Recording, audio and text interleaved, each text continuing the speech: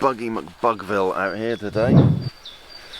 Slept really well last night. No, had a bit of a session out on the fly last night. Had one snap by a salmonoid, and I did see a few around on the surface, which is a very, very good sign. So that sort of put a bit of hopes up for today, really.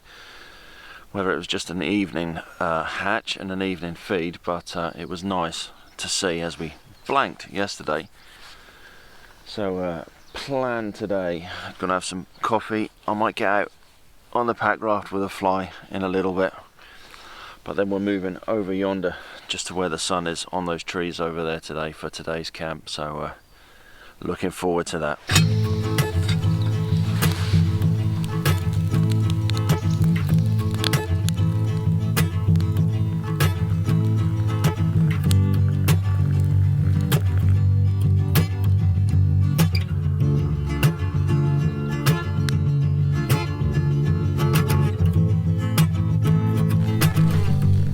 How difficult it is to cast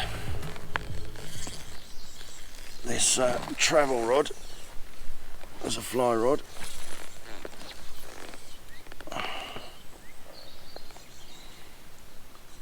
Just let that sink a while.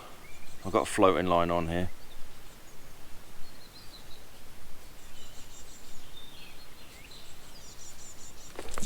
Fish! Yes!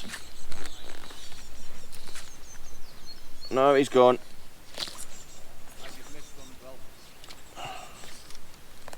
He's gone, it's only a little one.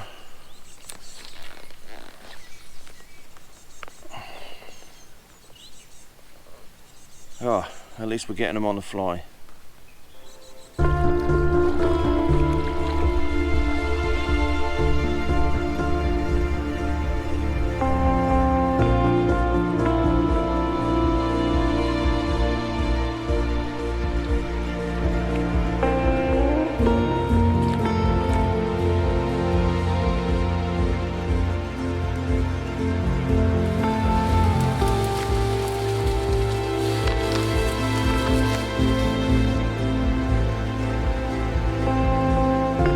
Right, so there we go, all set up. So we've got the backwards bungalow set up just on top of this this bluff just here, overlooking the lake. Absolutely beautiful view there. A nice little fire pit for later on. Mat set up just down there. I'll just take you through the actual setup inside of the tent. So pretty impressed with the setup actually.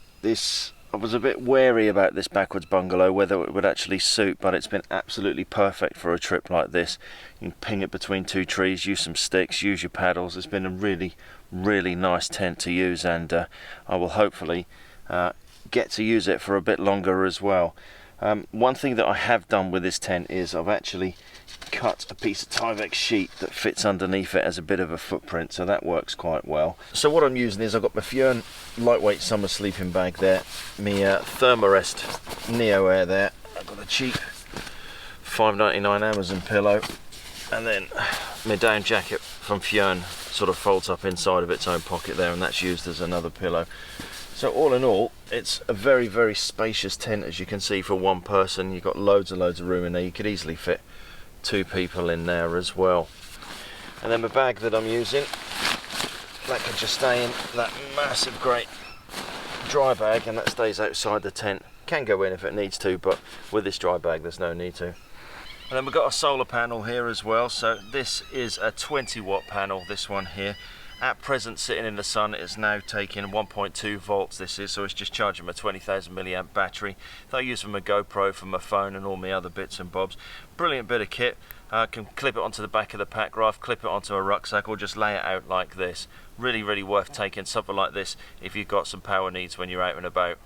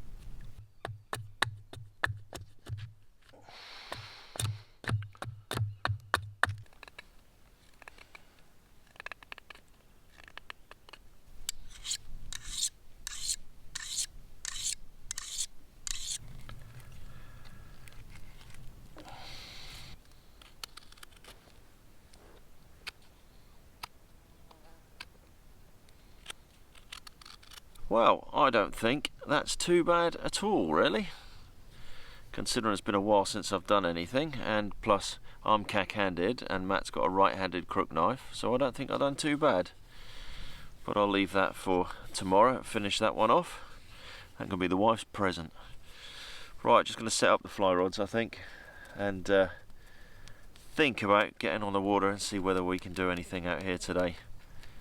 I would love to be able to catch a char out of here. That would be an absolute dream. It's one of those fish, you know, from back in the day when you were a kid and you're looking through the old ladybird books of coarse fishing and the pictures of the Arctic char on there. It's one of those fish that I've always wanted to catch, and they are in here.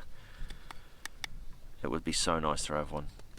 Right, so let's have something to eat. I'm running a bit low on food. I've got one main meal left and this light meal as well. This is a fruit muesli, this one is. It's 700 kilocalories this is, and I can't eat a whole one of these, so I'm going to have half of this and I'll save my meal for tomorrow, and this one for breakfast as well. So we'll heat up some water, and I'm just going to push half of this into my bowl and then just top that up with water, and I think I might even push the boat out and put some chocolate into it as well.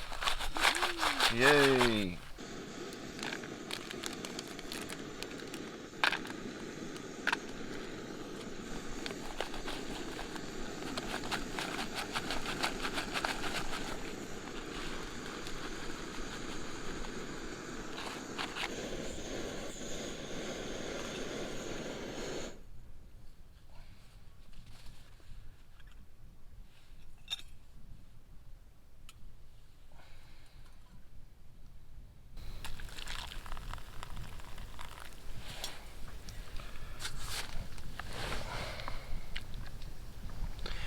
Well, not the most appealing evening meal. I mean, I've got food back at the van there, but that means paddling across the lake and then walking a K back to it. So I've got enough reserve anyway. And hopefully there'll be a char on the menu with some bannock later on. Well, we're not doing too well. I had all the hopes and dreams I did tonight.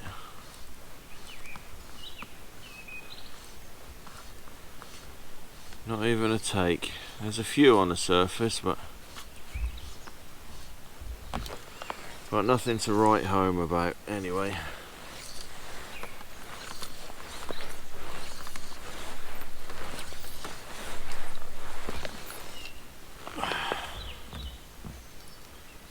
That'll do. No go again tonight. So the fish that we were seeing rise, Matt had one of them, and they were perch, believe it or not. Yeah, I've never seen them schooling and feeding off the surface. I thought they were a rum and salmonoid of something, trout or char, but no, they were bloody perch. And Matt had one on the lure. Not even a knock on the fly. But hey ho, I think it's time to go back and build a fire, I think.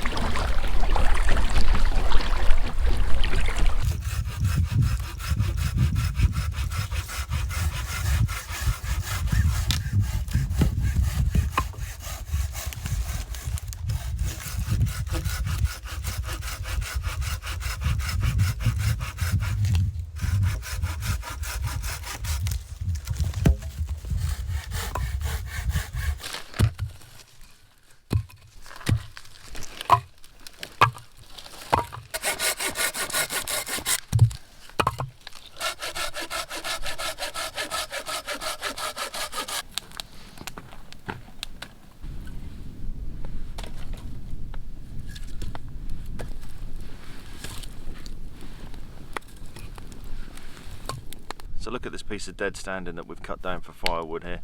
Just look at the rings.